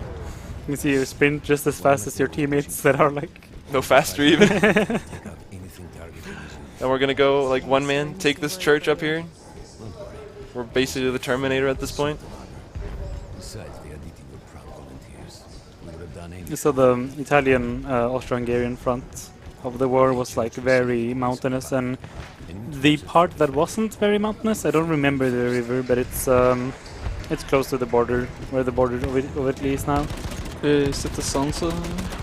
Yeah, maybe. I don't remember its name. That sounds correct though. But there was so many offensives there, and they all horribly failed from both sides. And that's why we talked about Luigi Codorno before, but he tried a lot. So Yeah. There was a lot of uphill fighting for the Italians, and they just got mowed down. yeah. My favorite like story from like that part of the war is there was so few guns and everything to go around, and there was an Italian like gunner nest that their gun like got destroyed and they got overrun, but they were like way higher up, so they were actually fighting by throwing rocks down at Austrian Hungarians that were below them, and that's like an actual story from the war, which I really enjoy. Nice. Like shows how like really gruesome it was, and like Rocks are really good. I mean if that's all you have, like I guess these power armor pieces would do more damage, but I don't think they were there. So I mean, it's like in D-Mom, you just use the rocks to kill the evil liches. yeah, You don't use their fancy fire swords or whatever. No. Rocks, dude. yeah. Right, so for this part, you're just like holding out the church while the enemies just sort of spawn in wherever they kind of feel like. So we're just like hovering around each side, looking to see if any of them spawn in from anywhere. There's one more here. There it is. Oh, two more. You can sort of look at like the capture thing at the top, which like sort of tells you if there's anybody else inside the church at the same time. So if you need to worry about anybody who's inside, because like every person who's inside the capture area at the same time as you slows down the capture a little bit. So you want to like eliminate those as fast as possible to not lose time. There was an artillery. I really like how they the HUD is like the helmet as well. He was still heading Like for bounces around, looks pretty good. I had to make sure he got there. Sort of reminds me of like the HUD from BioShock 2. You have like the little window for the Big Daddy. Yeah. Right, so here we're gonna climb this mountain all by ourselves. We're gonna leave our squad behind and yeah, just charge in there. There's like a gigantic cannon that's like taking down all of the tanks and artillery for our teammates, but we're just gonna go in there and just fight them. Also, this piece of barbed wire is flashing at me. This is some good lighting effects. I know you can like change some settings with that, but I think this is probably just better. Yeah, it's more flashy, Yeah, looks better. more disco. Yeah. As you can see, this Italian soldier is outrageously powerful and The manliest of Uh, men. these- I these- wish to be like this guy when I grow up. Yeah, these legs are truly like the stuff of yeah, fantasy. The only way to achieve Never skip leg day, guys. And never skip like the that. gun itself. Alright, so this is the giant artillery gun. Hello? Throw the dynamite? Yeah, throw. Can't skip leg day if you never have leg day. That's true. Hello? Okay, it did. Sometimes it can like take a little second for the prompt to like appear, or this little cutscene, so you actually knew if you blew it up or not. That explosion was one of the sweetest. But yeah, now the artillery gun is destroyed, and now we're gonna continue on our merry little killing spree here. I could see in During the air killing spree, a donation maybe. Go ahead. Always. Mr. Mary with $3 saying yes duping. I don't know why. It was tagged for second stream though, so Yeah, we are duping our legs. We have two of them. So Yeah? yeah. I had to remove them before I could use the gun myself. Right, so here we need to go and take out the anti-air cannons that are taking out all of our planes in the air, which is very sad. So we're gonna go kill all these guys, then we're gonna take the AA gun and use it ourselves, and be a one-man plane killing machine. There's one guy left here. Where'd he go? So is it soon when the thing happens, the scripted event? Hmm? The cool scripted event that might contain mountains maybe falling over? Oh yeah, that's at the very end. Where's Okay. this one guy? You can't like trigger this without killing that. Oh, there he is. There you go. Alright, so now we're just gonna fucking kill the entire like air brigade all by ourselves in this one gun. And like I've actually found out you don't even need to kill these. You can do it for fun. Like, the only ones you need to care about is like when they start bombing you, because apparently they're gonna catch on that there's this one super soldier, like Captain Italy, is here to kill all of them. I really like that name. Those men were killed. Or advanced with So like, for example, this plane up here is gonna damage you and can potentially kill you, but the rest that are gonna kill all your teammates, that's fine. I mean, Doesn't even they're matter. already not doing anything. We're Yeah, doing I all mean, the we're work. winning the war. Yeah. Captain Italy all by himself. Is any more? After the first few Yeah, then they start spawning over here. Now these are the ones that we need to worry about, because these ones can actually kill us if we're not careful.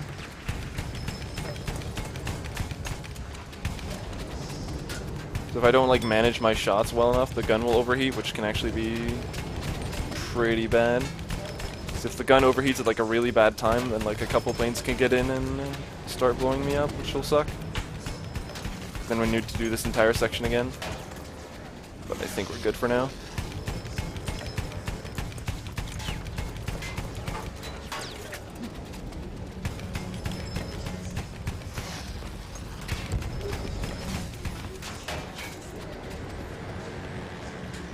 Alright, we're good? Alright, there it is.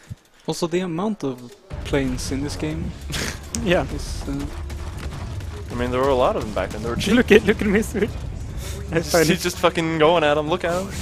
Look at how accurate he is. See, they even like showcase right there like how good his fucking power armor is. He just like takes a couple shots and he's fine. But then like in the next mission when it just begins, he just decides to take it all off because I don't know, he doesn't need it anymore. Mateo, you could have been anywhere. Also, you want to talk about this gun? All right. So this is sort of like a weird version of a gun that's like famous for being like the worst gun ever made. And not because it wasn't good at firing fast, more because it was very good at not being a gun and not working ever. So it's actually like two of them like sort of bolted together, which looks really strange. But I think it's supposed to resemble the one where it's yeah, I think it's Italian made, and it was made in this the correct timeline, so it's not like inaccurate, but Correct timeline? Are we in the Yeah. wrong timeline? no, I mean like. But it's just hilarious how like Do the Germans win? it's just hilarious how like this is a very decent gun in the game, but in real life this was like it's hilarious to read about it. Like if you just search like the worst gun ever made, this is probably the gun that will show up. It's kind of funny because in this multiplayer, this is probably like one of the most That's OP guns because it does a lot of damage. It can spray really fast, and yeah, this is pretty amazing. This is one of the guns that you normally would get with the power armor in the multiplayer, and it just wrecks people. It's pretty funny actually. But you didn't have your equipment anymore. There were crates of enemy weapons in the lodges that we scavenged and prepared ourselves. Alright, so for this part, we're just waiting for some armored cars to spawn in down this road where we can throw some explosives at them. So we're just sort of waiting for those to appear here. Can like hear them coming towards us. Here comes the party bus. No more partying. I mean, they were just coming to the disco. I mean, that's Yeah, kind of I mean- kind of mean. That's true. Like ruined their entire day. Yeah, like They're having a good time, having Yeah. a couple drinks in the car. yeah, they were like already Ready to done go, with and the then- party, and like, I'm just fucking here stopping the party. I mean, Captain Allegiance usually stop all the parties. Partying's not allowed in World War One. That's two cars, and the third one is going to spawn down this road down here in just a moment. While we're waiting for this, I'm just going to clear out the rest of the enemies because when we do blow up the last one, the mission will first progress when like all the Germans are dead. Imagine those like amazing parties in those German tanks, 20 people. 20 people I would- stacked in there, just, that yeah, would- going that- at it. That would be a good party. Sort of like that night we had the other night at the hotel room. 19 people in one small room. That was pretty good.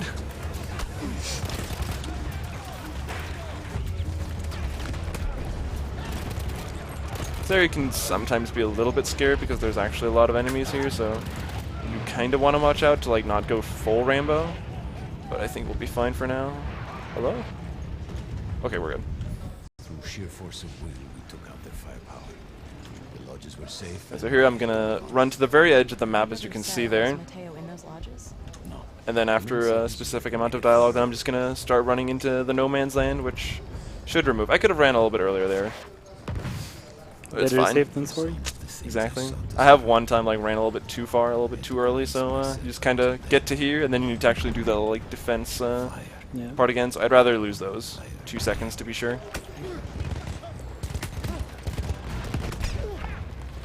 Ooh, these guys kind of hurt. Thankfully, on easy difficulty, the health regen is pretty good. So if you just don't get shot for like 3 seconds, then you're just at full HP after like Vampires. yeah. That's how they work. The underground tunnels or above ground. Alright, so here we're gonna take this one fort at the end of the valley here. We're gonna ignore flamethrower guy. It was impossible. And then we're gonna go throw some grenades, because here there's one of the big guys in heavy armor, like we were wearing earlier, that we decided to remove. Wow, that's dark. I can't see anything. I mean, even Captain Italy needs some rest for his feet. That's true. So now he's just holding a very heavy gun, running around. So this is what we save most of our grenades for. It's these power armor guys that you see here. Oh, flamethrower guy followed us. Ooh, that might be bad. Okay, I'm gonna chill here for a second. Wait, we did it. Nice. I think. Excuse me? Flamethrower guy has good aim. There's one guy left in here I saw earlier. Oh, he's hiding in the darkness there.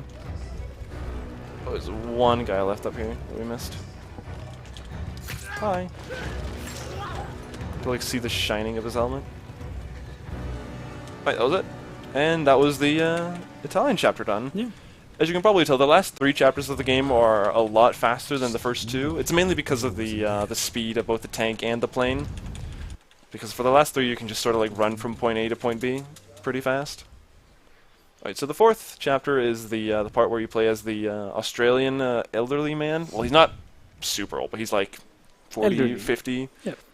It's like supposed to be like this war veteran type guy who's supposed to be taking care of this young kid who thinks he's gonna go and be a war hero, but sadly he's just gonna find the horrors of the war. Yeah, that's usually like the picture that is painted by most like the poets and stuff, the lost generation as it's called, from like the World War One. Like that, a lot of people went into the war, glory and all that from all the wars, but then turns out that modern war is kind of really shit.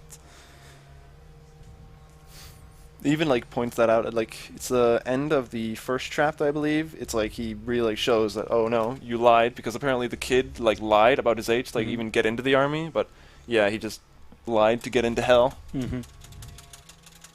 hoping he could be like a war hero and meet his hero, because again, apparently the guy you play as is like some pretty famous guy from Australia, but there's no glory to be found. I wonder why that Australian man is famous. One of the only wars they really did on their own was the emu war, where they fought actual emus, like the animal. The funny part is that they lost. They're pretty deadly. Have you seen those things? I'm not even joking. It's true. Alright, in a second here we're going to see the first actual real speed tech of the game. We're going to skip about 10 seconds, well, depending on load times. Maybe it'll be slower, I guess we'll see. Alright, so instead of waiting for this explosion to happen, we're going to restart from checkpoint, which is then going to put us immediately in the next cutscene, which skips us having to look at an explosion for 10 seconds. And that was that. Speed strats. Woohoo!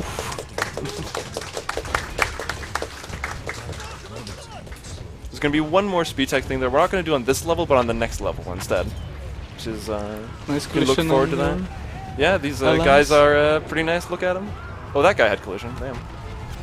He's actually real. He can pick. So here you're just kind of like one man storming the front here. These are the Ottomans that you're storming here this time. Yeah, this is the. Oh man, how am I not remembering Gallipoli? this? Yeah, thank you. This is Gallipoli. It's probably like one of the bigger mistakes in the war, apart from starting it in the first place. But Gallipoli was a British massive failure. Yeah, a British landing on next to like next to Istanbul, and trying to like take over the strait there, the Bosphorus, to get troops to Istanbul and then take the Ottoman Empire out of the war. Turns out trench warfare doesn't really, you can't really progress. You just kill people instead. So it was a massive failure. Yeah, so it's like a trench warfare versus Machine dug in machine guns in uphill Yeah, battle. It's not really effective, no. But it's especially actually, when you need to do landing parties as well. But it's actually kind of weird how history looks at it. Everybody knows that it was absolutely horrible, but very few actually know that it was Winston Churchill's idea, because he was the like sea admiral at the time, like in control of the navy, and he really wanted the navy to have a presence in the war because the Germans had amassed a really large navy and wanted like to compete with the British, so that like escalated, like was a part of the escalation to the war itself. But he really wanted to use the fleet. There's only been one real sea battle in World War One, the Battle of Jutland, I think, and there was like hundreds and hundreds of ships in that battle. And after that happened, like people, I don't remember if that was before or after Gallipoli, but in any case, sea battle not good. You just lose your ships, both sides, and using them to land somewhere seems smart, but turns out it's not that smart. Yeah, so as you probably saw, this ending part of the first level is not very interesting. You just kind of have to clear out this outpost, and then you just need to wait until you capture the point. Because, I don't know, they thought capture the point is a good idea in the single player. Super fun. Like, even when you've cleared all the enemies and no more spawn, you just kind of have to sit there for like 20 seconds. Alright, so this is the kid that we were talking about earlier. Look at that, huh? Kid, you lied your way to hell on earth. You just wanted a statue of yourself in your town. I have to skip that though. Alright, so here we need to go alert our fellow troops up inside the bathhouse up here at the end. This is where there is a little bit of speed tech. If I can pull it off, very frame perfect, very accurate. We can save a whopping 2 seconds from skipping an animation. Let's see if we get it. Yeah, this is supposed to be like a stealth mission again, but you can just sort of run through. They still haven't spotted me yet, so it's fine. Just like, I think the way that the stealth works in this game is like they hear the first spot where you take a step, and then they just keep looking that direction for like 5 seconds, and like, what was that? Dang, didn't get it. 2 seconds lost. I have to reset. This whole thing is going to shit. Gotta Need get to go that back to Whitehall. very highly acclaimed Ricky. I mean, you have it already done. Somebody needs to go and go. No, I don't want to have to run this again. Yeah, but here you just need to hit that trigger for the explosion to happen, and you just need to run back to your friends here back at base, where there's going to be an attack happening, where you just need to kill all the attackers. I really like how the game wants you to throw a lure. Yeah, it really wants me to stealth this part here. Seems Alright, very. here you go. There's a lure for you.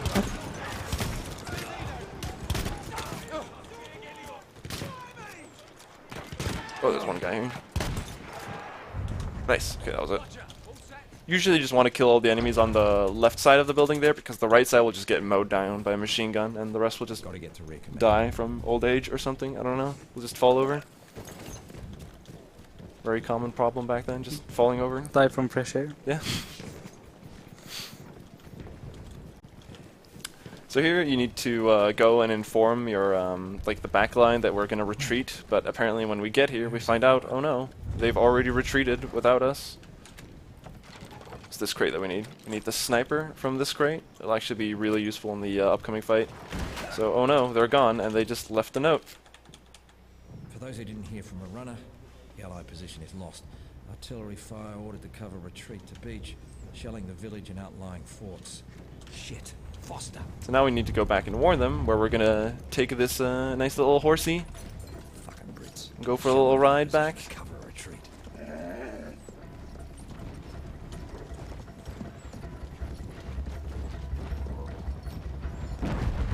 And here you can really see like how the artillery is coming in and destroying the town here, which actually looks pretty neat. Sadly, the ultra, not ultra settings are kind of killing it. But at least we have sparkly effects. That's nice. Yeah. I mean, if you're supposed to have something, at least. Yeah, sparkles. Yeah. Steel yourself. You can do this. This is where we can see if I can do some sick quick scopes on these Ottomans. Reinforcements. Save it, Trish. Help us here first. Oh dang. Prepare yourself. Gonna see a lot of these here. Oof. Also, it's nice that they have flashlights on their guns, so you can just kind of like see them where they are sometimes. Like, hello, I'm up here. How did that not hit? Hello? It's absolutely very dark and need those flashlights. Guy was kind of just peeking his head over the edge. Unless they're the thing with an E instead of an A. They would be needed in the war. Yeah, World War One. Yeah. Mid combat, just Get lonely. gotta do your business. Here they come again, boys. One at 'em.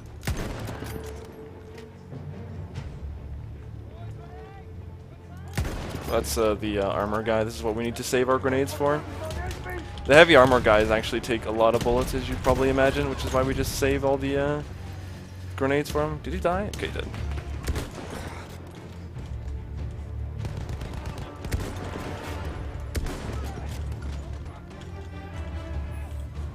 Should be just a couple more left.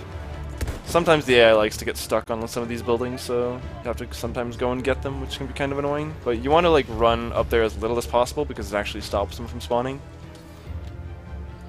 So if you just like stand on the edge and like try to like look at them as they spawn in, they just won't arrive. Oh, dang.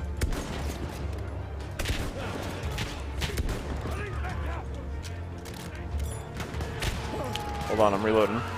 Fine. Yeah, go to hell. Get out of here. Alright, so the last level here, you hear how the officer here, how he tried to send an entire squad of troops up into the fort and try to take it back, but which was a very, very, very silly idea. But apparently every single soldier ended up volunteering for it, including our little dude. So we need to go save our friend now, who was Fort by myself. gotten caught up in this. Called Foster, an idiot. So we're gonna one-man storm the fort. Yeah, I mean, It's been working so far. yeah. This is Captain Australia coming Yeah, in. I was about to say if Captain Crocodile Italy, Dundee, Steve Irwin. if Captain Italy can do stuff by himself, surely can Crocodile Dundee. Is there anything he can't do? Now, where's the entrance to this damn place? Where's your knife, though? It's on Oh, I don't the- even have one. I only have a bayonet, sadly. Oh, wow.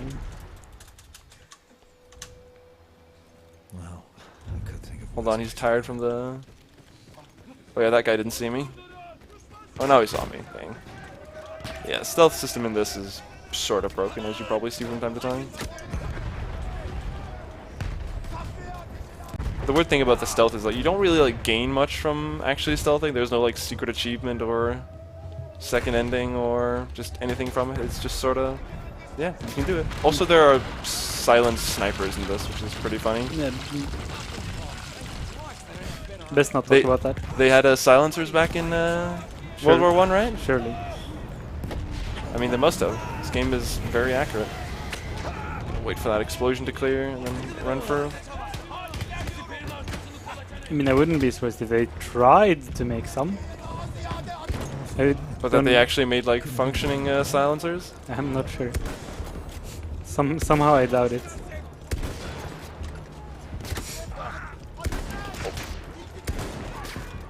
I don't feel like it was needed back then.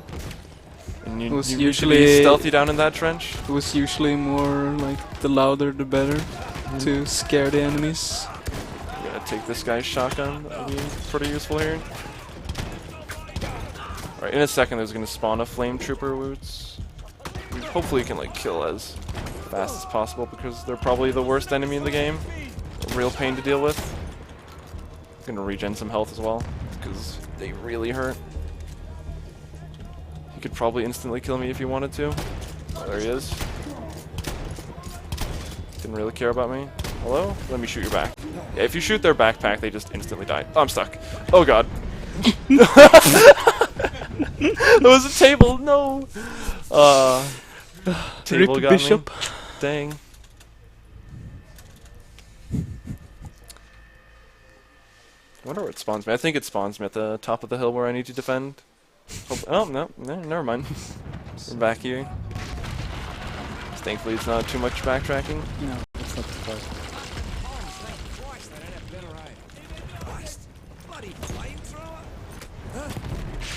Okay, there he goes. I'm gonna. Yeah, going prone while you're on fire actually reduces the amount of damage you take from it. So whenever you catch fire, you really want to do that to get rid of it as fast as possible, because it can actually do a lot of damage really, really quickly. Stop, drop, roll. Exactly. I think there was a man up here. Hello?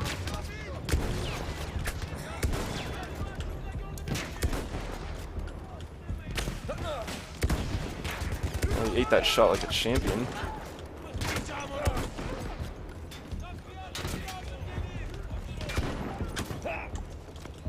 Let's not do this again.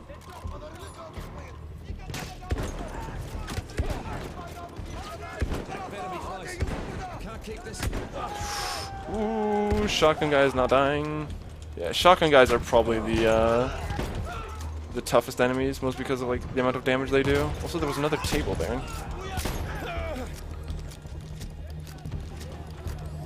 All right, round 2, flame guy.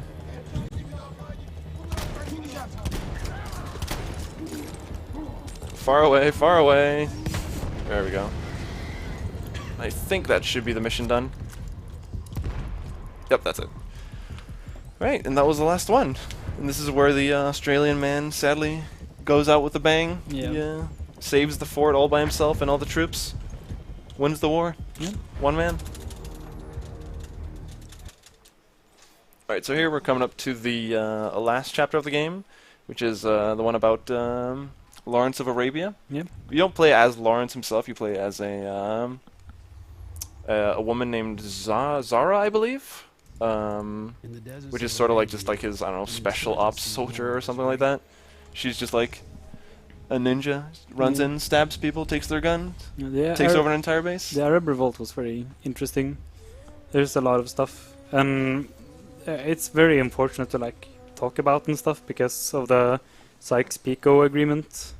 So Lawrence of Arabia promised these Arab tribes that they would get their own country and all of this, but the English and French made a secret pact that they would split the Arab countries up. So that's why we have the countries we do today, which may or may not have turned out all too great.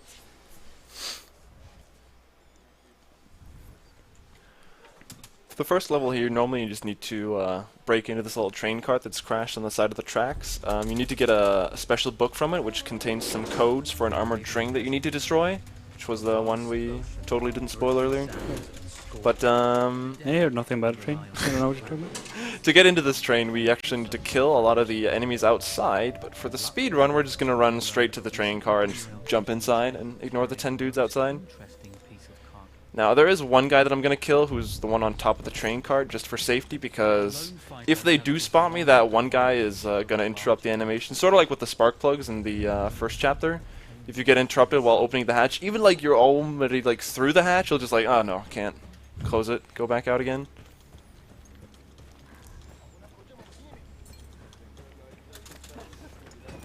It's this guy. So stealth. Yep, nice, we did it. Alright. Still didn't even get spotted. Nope, they have no clue. No clue I'm here.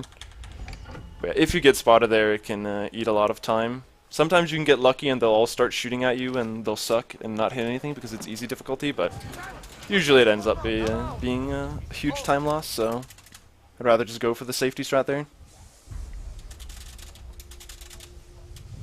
Alright, so this is the only like real genuine like antagonist that we meet throughout the entire game, but we sort of like capture him here in a second, kill all of his goons, take him as hostage, and then somehow magically for the next level he's just free again. Just don't really explain like how he was freed. He's just he's free. Must be very good at talking. This iron dragon, plays a lot of Fallout, just knows what to say.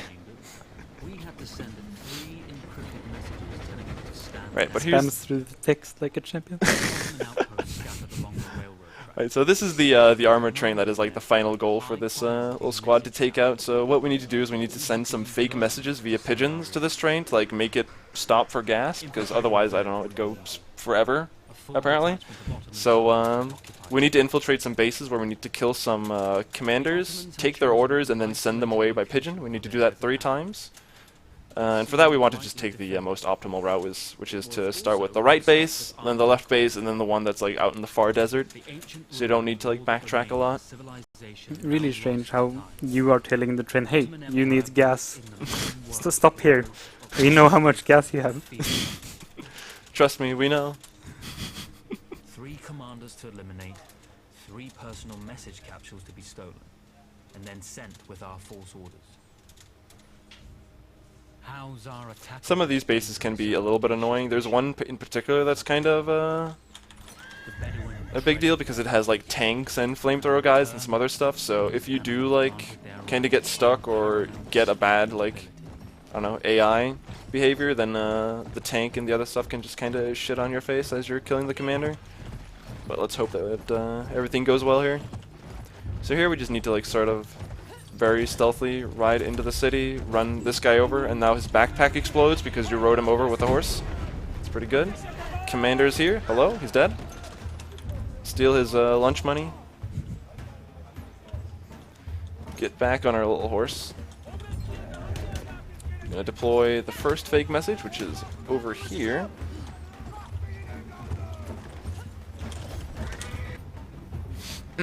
It's also funny how these pigeons sort of like clip through the little cages they're inside of. It's pretty nice detail.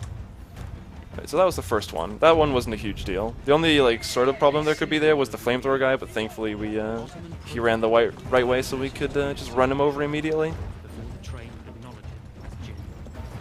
Oh. Some barbed wire there. Don't worry about it. Here, there's a car. Spots me. That's not really a huge deal either. They kind of usually just follow like a set path, so even though they spotted me now, they're just going to continue along the road. They're like, oh, whatever, back to patrol. She got away. Horses faster than cars. Maybe next time. So the second outpost is down in these little ruins down here. The commander is like down at the very end inside a little tent, but right next to him there's a heavy soldier. So hopefully we can take the message from him before the heavy soldier spots us and destroys us. Yeah, you can see him there in the back. Get the message, get the message! There it is. Excuse me.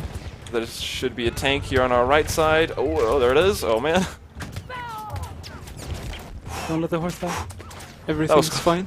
This is fine. Hit that guy with the horse. Oh, I missed. Dang. Gets to live. No death by horse.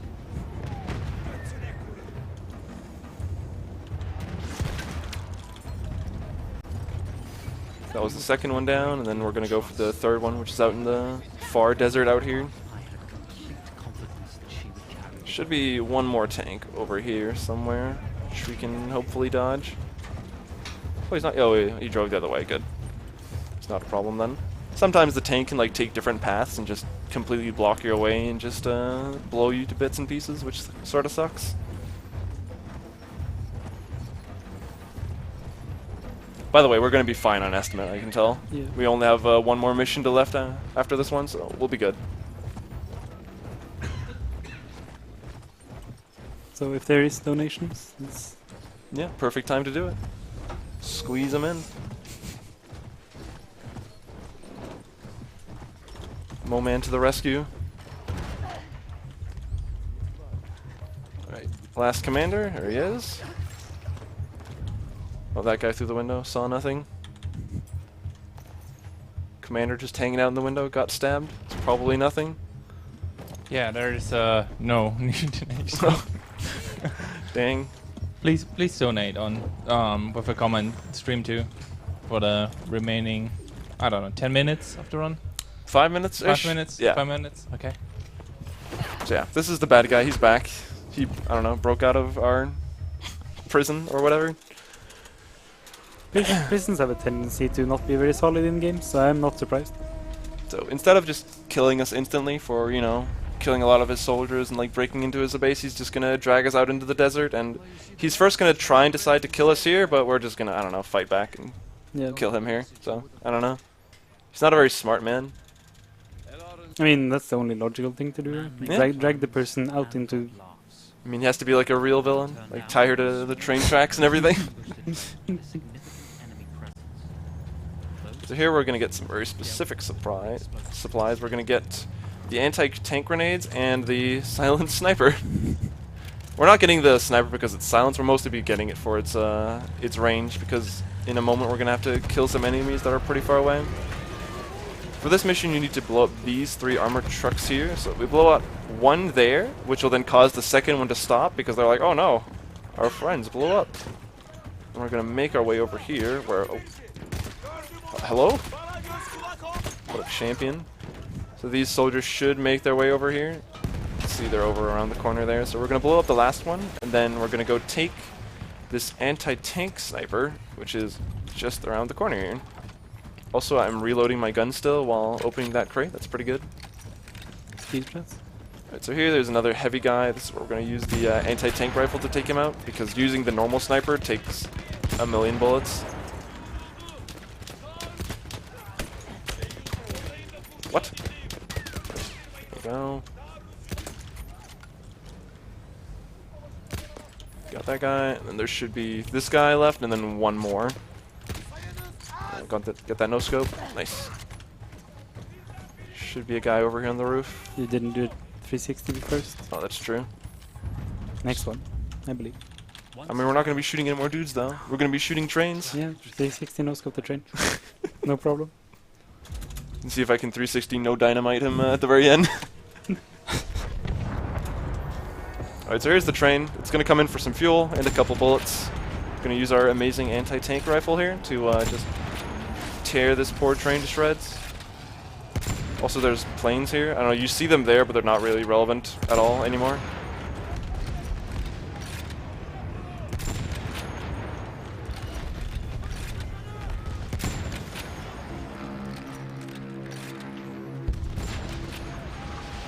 Also, they're going to start using artillery on our little house here, which starts to blow it up, which sadly gives a little bit less cover to deal with, so we're going to be moving back and forth on this house a little bit. Oh, never mind.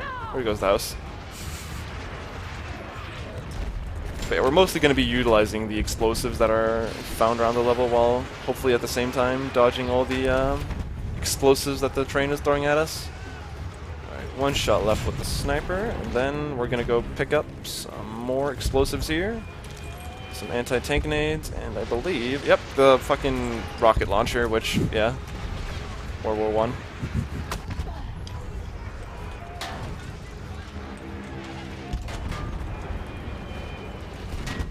Alright, one more shot. Get him! Time! At the end.